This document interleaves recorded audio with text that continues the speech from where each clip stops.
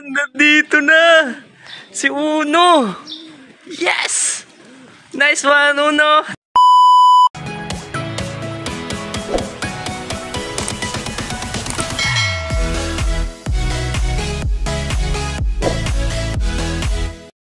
Yo, what's up mga kalapatids? Magandang gabi sa inyong lahat. So ngayon is Friday, so magkakarga ulit tayo ngayon mga kalapatids. Piplap na tayo mga kalapatids sa Bulusan, Sorsogon.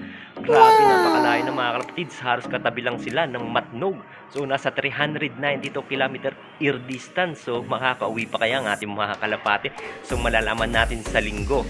So ngayon is pupunta na tayo sa loading station sa main sa Imos mga kalapatid. So hindi pa natin alam kung saan yun. So hahanapin pa natin sila.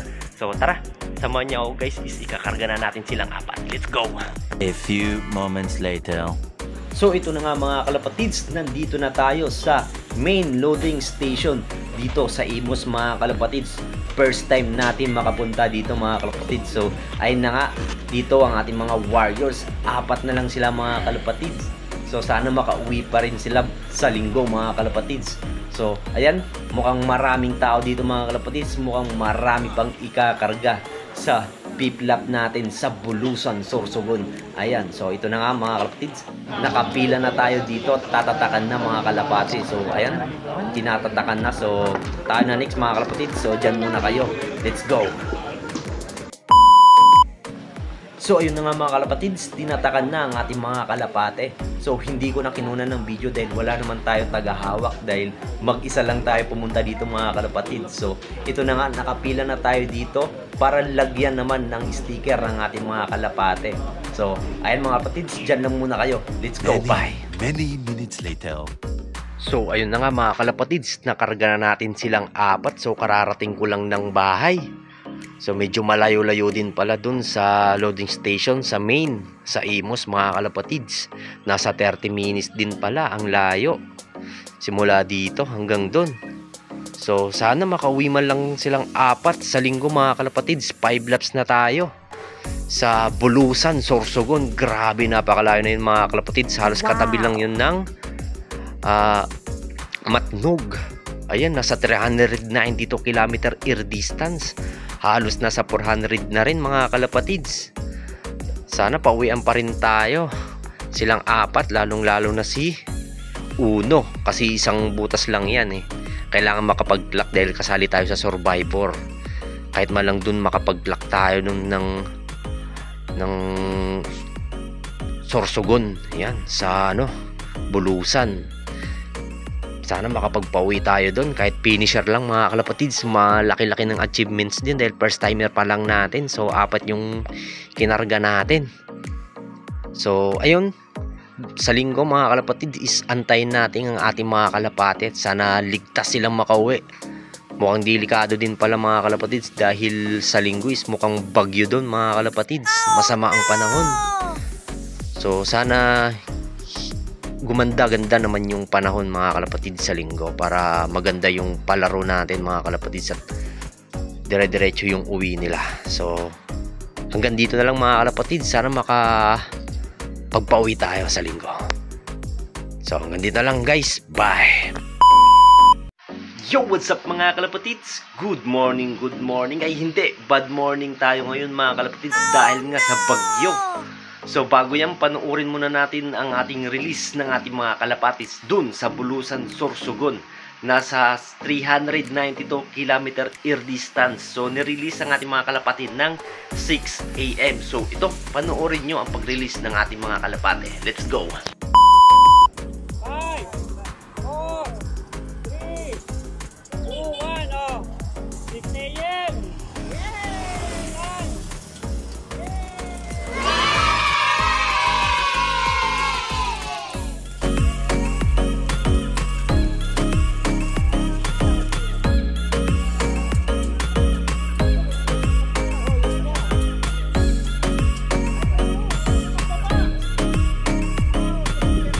A few moments later.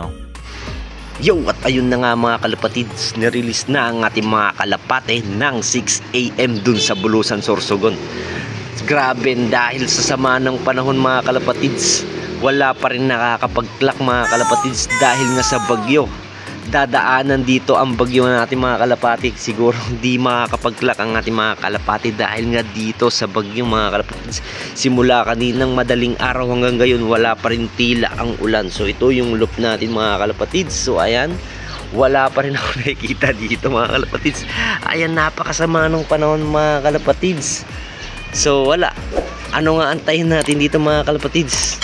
Sigurado walang makakapag-clock ngayon mga kalapatids dahil pahirapan ang ating mga kalapati dito dahil sa ulan. So tingnan natin kung mayroon man makakapag-clock simula mamayang alas 3 dahil 3:23 siguro mga kalapatids is cut off na natin. So alas 12 na ngayon mga kalapatids, wala pa rin, zero pa rin nakakapag-clock mga kalapatids. So dyan lang muna kayo, update ko na lang kayo mamaya kung makakapag-pauwi pa ba ang mga kalapati natin. So let's go. 6.5 hours later. So ayan na nga mga kalapatids, cut off na tayo mga kalapatids. Wala pa rin nakapag-clock ng mga kalapate. Grabe naman kasi talaga, bagyo ang ating super smash mga kalapatids. Hanggang ngayon maambon pa rin sama ng panahon, umuulan. Ayan, tingnan yung ulap, napakadilim mga kalapatids. Talagang mahihirapan ng ating mga kalapate. So update ko na lang kayo mamaya or bukas mga kalapatids kung mapagpapawian pa tayo ng ating mga kalapate. So hanggang dito na lang ang video natin mga kalapatids. Wala tayong napala ngayon. So hanggang dito lang, maraming salamat. Bye. The next day. So ayun na nga mga kalapatids, day 2 tayo ngayon pero 5:30 na ng hapon. So wala pa rin tayo napagpawian ng ating mga kalapate dun sa Sorsogon, Bulusan mga kalapatids. So wala, hindi tayo nauwian ng kalapate kahit isa. So check natin dito. So ayan nga, wala yung 4 natin. So sana makapauwi man lang sila bukas man lang kahit papaano, no? May finisher man lang tayo mga kalapatids. So hanggang dito na lang mga kalapatids. So update ko na lang kayo sa susunod kung makakauwi pa yung 4 natin. Talagang nahirapan mga kalapatids dahil mga ilan lang, wala sa 100 ata ngayong araw ang nakapag-clock ay nakapagpawi mga kalapatids. Mga day 2 sila nagsiuwian mga kalapatids.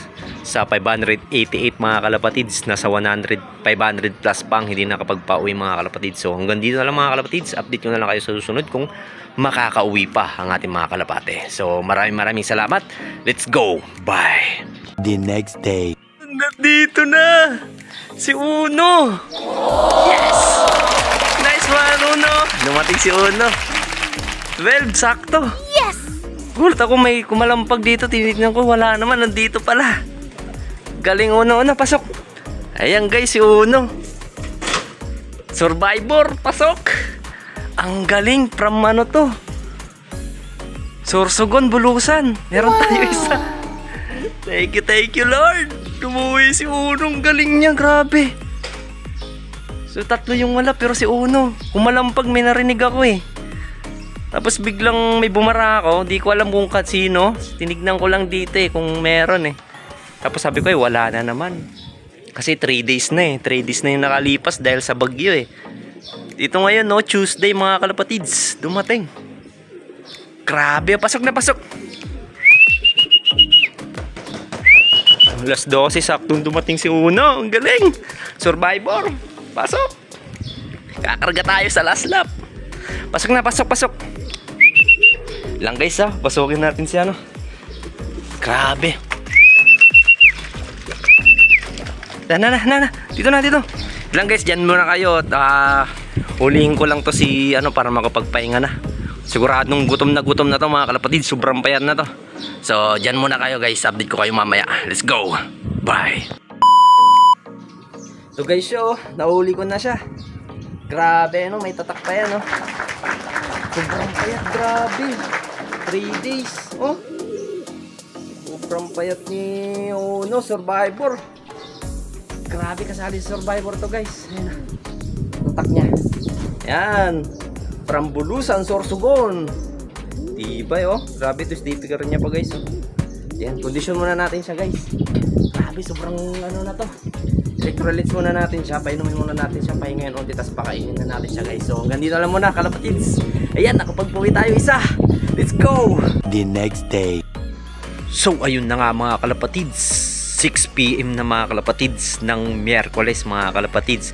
So 4 na araw na ata simula nung nirelease sila sa Bulusan, Sorsogon nung Linggo, Lunes, Martes, Miyerkules. 4 na araw nga mga kalapatids. Hindi na tayo inuwen ng tatlo natin, si Victor, si Supremo at saka si Tisoy mga kalapatids. So ayun si Uno. Ayan, at least mayroon tayong pang last lap mga kalapatids sa Mondragon, Samar. Ayan, grabe. So hanggang dito na lang tayo mga kalapatids. Maraming salamat. So subaybayan pa natin kung makakapagpauwi pa tayo ng Mondragon, Samar. At dito na mga kalapatids, maraming salamat. Bye!